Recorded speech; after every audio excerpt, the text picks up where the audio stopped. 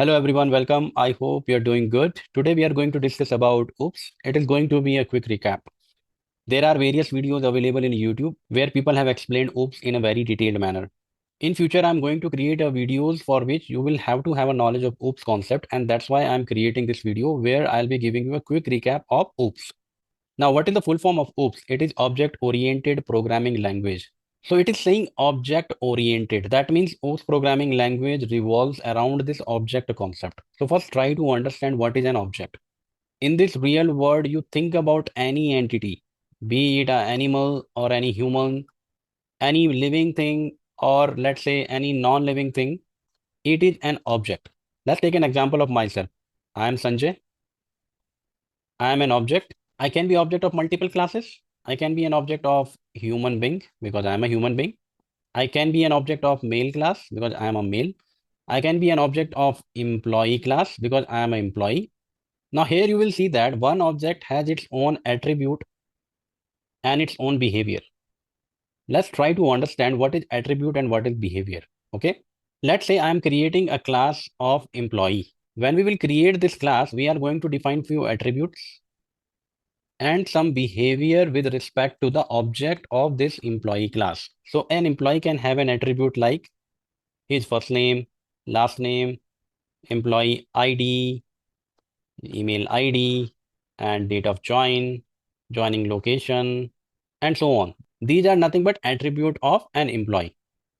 Now let's talk about the behavior. So behavior can be an employee has joined on date, so and so date. Employee has joined on location, on which location he has joined. Employee got transferred. Employee got promoted, or employee has left the organization. These all comes under employee behavior. So if I have to summarize a class is nothing but it is kind of a blueprint or kind of a template which will contain the attributes and behavior of an object for which we are going to create a class. Let's go back to our notebook and discuss these concepts one by one. So this is a definition of an object. It is an instance of a class. Once you have created a class, then only you will be able to create an object. Very soon we are going to see an example of a class and object. So object is an instance of a class representing a real world entity, right? This is what we have discussed. And it also has its own state and behavior. We have discussed about state and behavior with respect to employee class. Now let's try to understand state and behavior with respect to a bank class. Like earlier, we have taken an example of living being. Now let's take an example of any non-living being entity. So bank is nothing but a non-living being entity, right? So while creating a class for bank, we can have different states and different behavior. Let's try to see what all state and behavior we can have for bank class. So in a bank, whenever you will create an object, that object can have its account number, account holder name, his balance, account type, whether it is saving or current, and the interest rate which bank gonna give to him or her. Similarly, it will also have a behavior that customer have deposited money, withdraw the money, he has checked the balance or transferred some fund to other person. So these were the example of state and behavior with respect to bank class. So now we have understood what is object. Even we have also understood what is class. Class is nothing but it is a blueprint for creating an object with shared characteristics and behavior. So what do we mean by shared characteristics and behavior? So for one bank class, you can create multiple objects. Let's say Sanjay have an account, then you will create an object for Sanjay. Let's say Aniket have an account, then you will create an object for Aniket. Now this Sanjay and Aniket, they are sharing some common attributes. They have account number, they have their name, they have some balance, account type, and so on. Even their behavior will be similar. The same thing has been mentioned over here that object will be sharing the characteristics and behavior. Now the class attributes is nothing but the state which we have discussed earlier. Now let's go ahead and see one example for a class. Here I'm creating a class for vehicle. Okay, we can have two-wheeler, we can have four-wheeler. So for that, we can create one common class, which is vehicle in this case. After creating a class, I'm defining some attribute for my class. So whatever object we are going to create for this vehicle, all those objects will have these attributes. So we have here vehicle brand, vehicle type. Type means whether it is two-wheeler or four-wheeler, manufacturing year, and what is the color of our vehicle. At this point of time, you can ignore this line number 2 and even this self keyword. Just focus on this attribute assignment statement. Very soon, I will cover up what is this init and what is this self.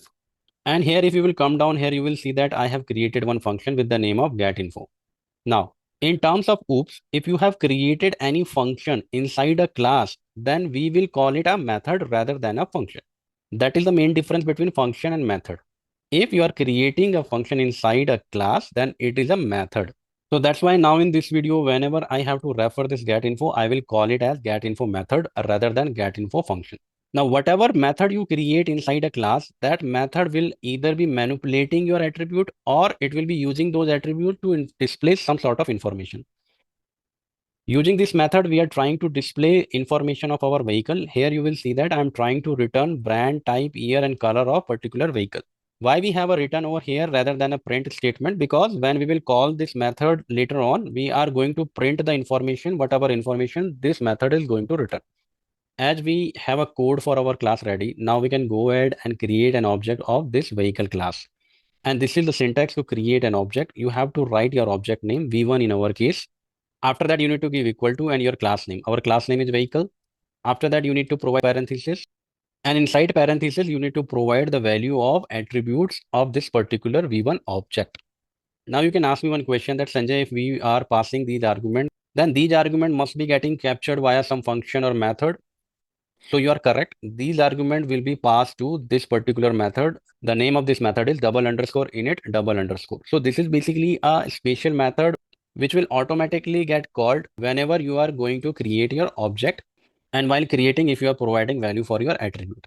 That means if I'm creating an object and providing the value of attribute at the same time, we have to have one method with this name in our class. If we do not have this method in our class, then this particular statement is going to get failed.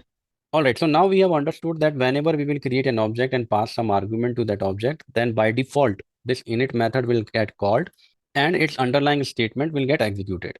Here you can see that as part of this init method, we are trying to initialize the attributes of our object. Now, the next question which should come into your mind is, what is this self? This self is nothing but a Python keyword, and this self is representing to that object which has called this init method. So in case of line number 1, self is representing V1, and in case of line number 19, this self will represent V2 object. Okay, now let's do one thing. As we have created two objects V1 and V2, let's try to use this object and try to call a method which are available for this object.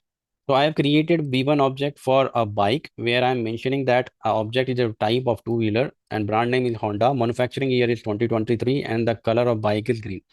Similarly for V2, I'm saying it's a four-wheeler brand Toyota, manufacturing year 2020 and color is red. Now we can see how we can use this object to access the method which is available to it.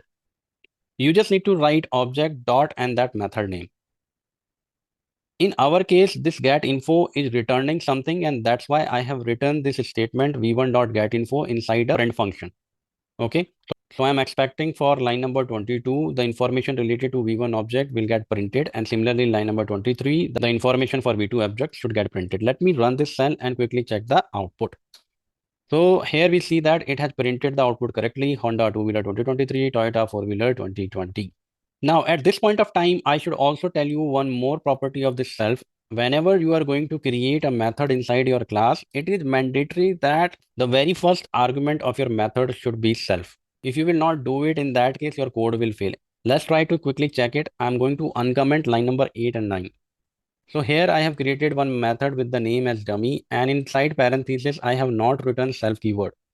In the definition, I have not written anything. I have just written pass. So whenever you write this pass keyword, Python just ignores it and it does not give you any error. Now let's do one thing. Let me try to run it and see whether we are going to get any error. Let me run control and enter. And if I'll come down, you will see that my information got successfully printed and I have not received any kind of a syntax error saying that you should write one self keyword inside this dummy method. Now, the main thing is you can define a function like this, but whenever you will call this method at that point of time, Python will give you an error. Let me go ahead and uncomment line number 20. And here with the help of v1 object, I'm trying to access this dummy method. Let's try to run my code now. And this time I'm expecting an error. Here you can see that it is saying error in line number 20. And the error is type error. It is saying that dummy takes 0 positional argument, but 1 was given. Now let me tell you what is the meaning of this error. It means that when you created this dummy method, that point of time, you have not mentioned any positional argument inside the parenthesis. That means you are not going to pass any argument to this method, right? So what happens whenever you call any method with the help of your object, by default, object will pass itself as a first argument to that method. That means when we call this dummy method, v1 got passed to this dummy method by default. And that's why you will see this error that one argument was given, but while creating a definition for dummy method, you have mentioned 0 positional arguments are required. Now let's do one thing and let me comment it out and let's uncomment line number 11 and 12 where I have created the same method, but this time I have written a self keyword because as we have discussed, whenever you call any method via your object, then by default your object will get passed to that method. And I need to capture that object. That's why I'm using self keyword over here. Let me do one thing in order to show you that we are actually able to run this dummy method. Let me print something. Okay, now let's try to run this code again and this time it should pass. And let me come down and here we can see that it has successfully printed dummy call.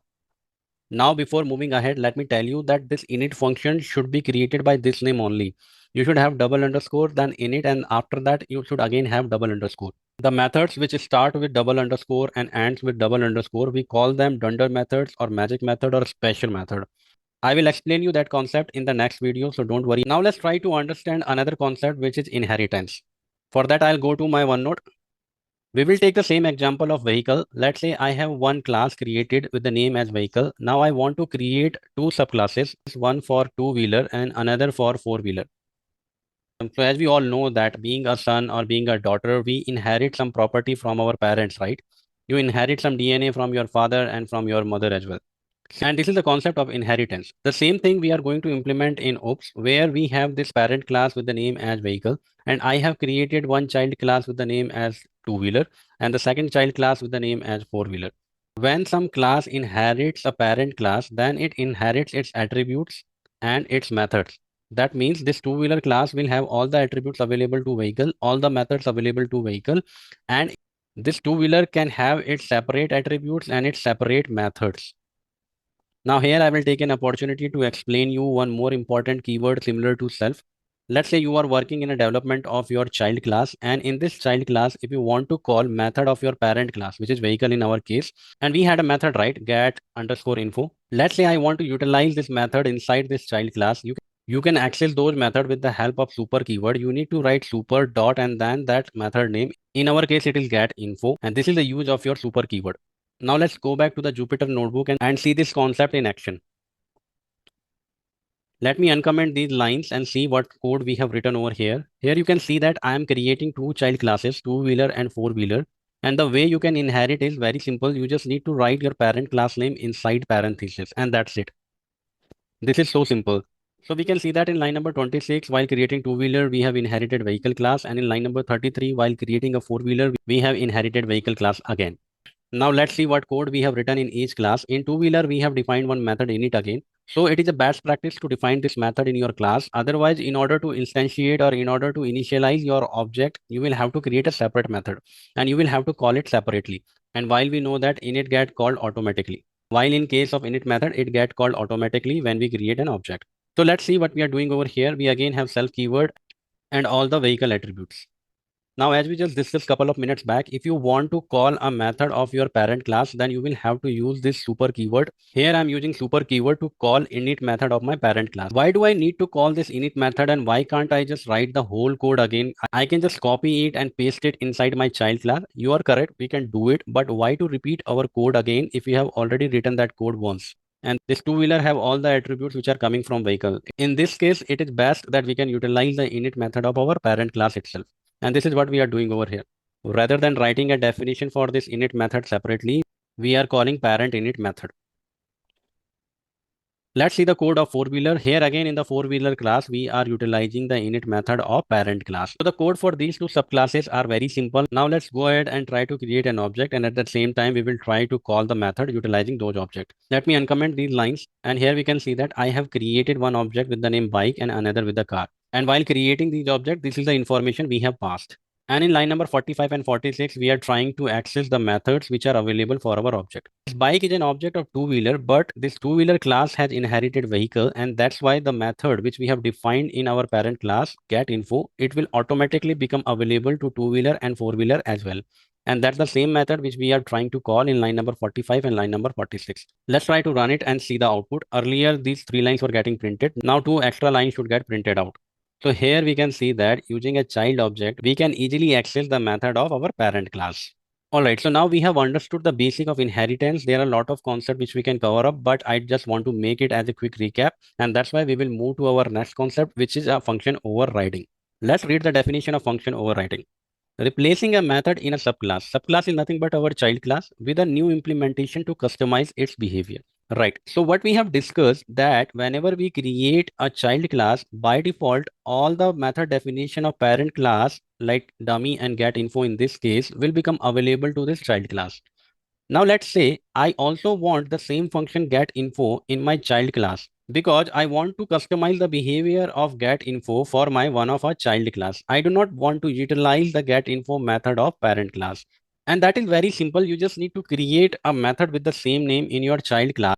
Here you can see the definition that in get info method of my child class two-wheeler, I am just trying to print only two attributes, year and color. While in get info method of my parent class, I was printing the complete information related to brand type, year and color. So you can do anything in your child method. Just to show you the difference, I have created this small definition for get info method. So the important thing over here is whenever you will create an object of this child class, let's say we have created a bike in this case. Now, if using this bike, if you are going to call get info method, the method which is available in parent and child class as well, what Python is going to do is it is going to check this get info method first in your child class two-wheeler. If it will find out that you actually have that method defined in your class, then it will run that particular method, ignoring the parent method.